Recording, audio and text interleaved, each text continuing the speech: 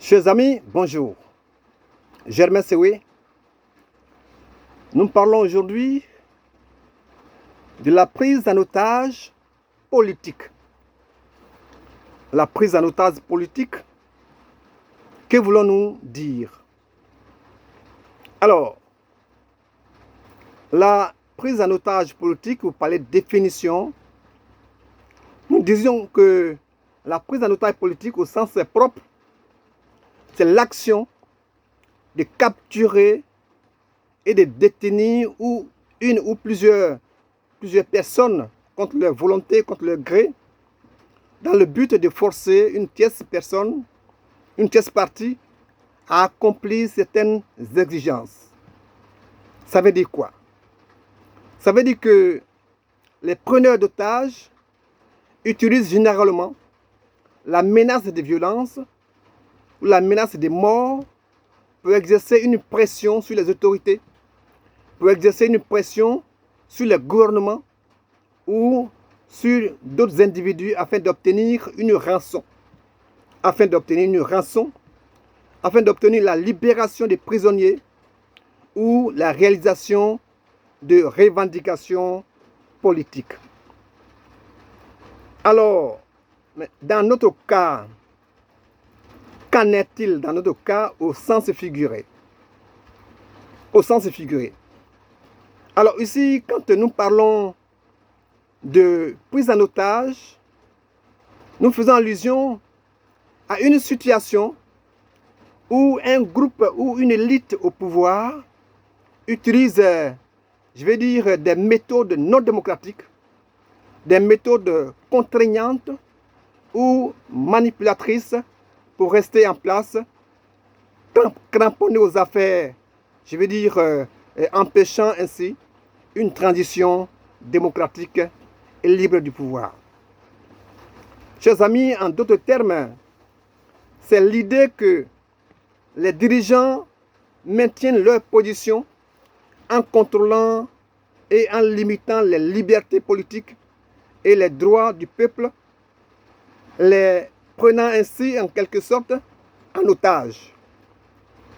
Alors faisons un portrait d'une prise en otage politique.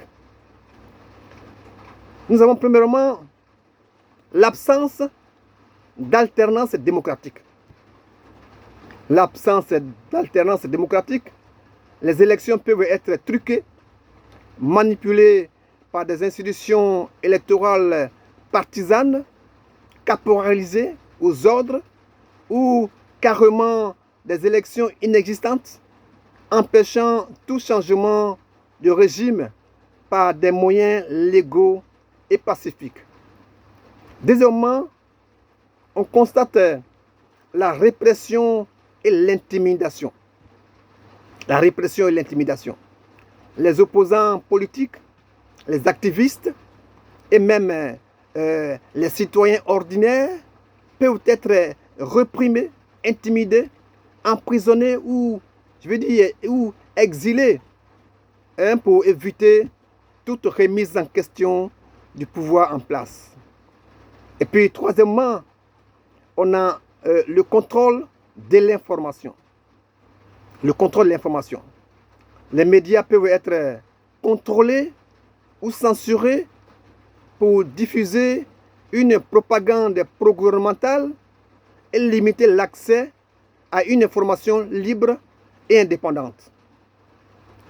Et quatrièmement, on a la manipulation institutionnelle.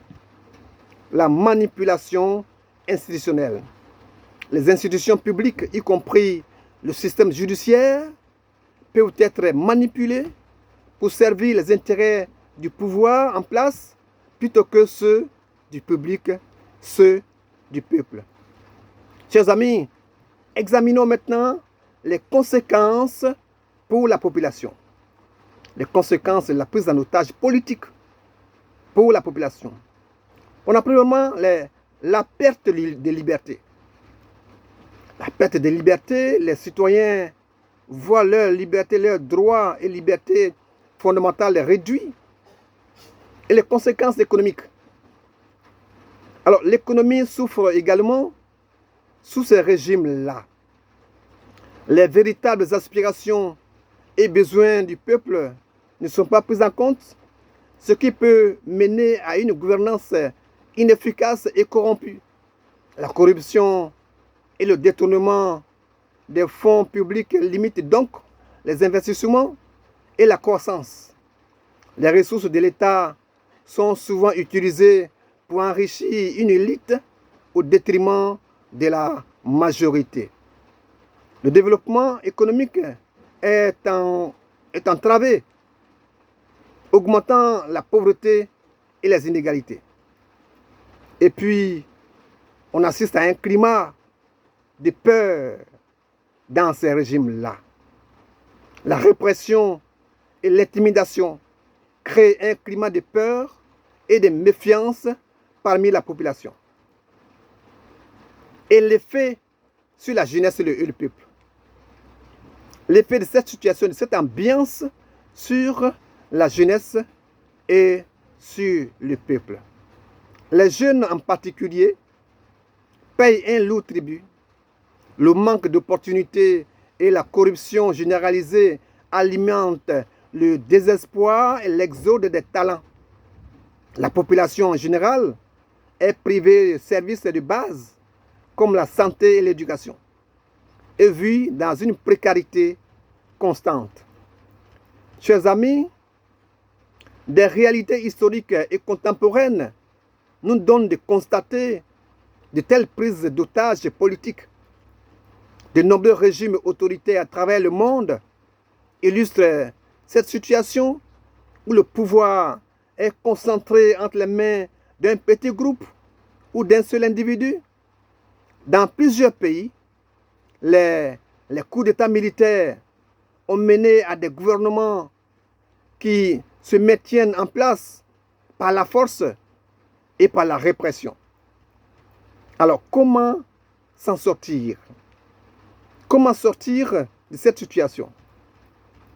Pour échapper à cette emprise, à notre avis, plusieurs mesures sont nécessaires. La communauté internationale doit intensifier la pression diplomatique et les sanctions ciblées contre les dirigeants preneurs d'otages.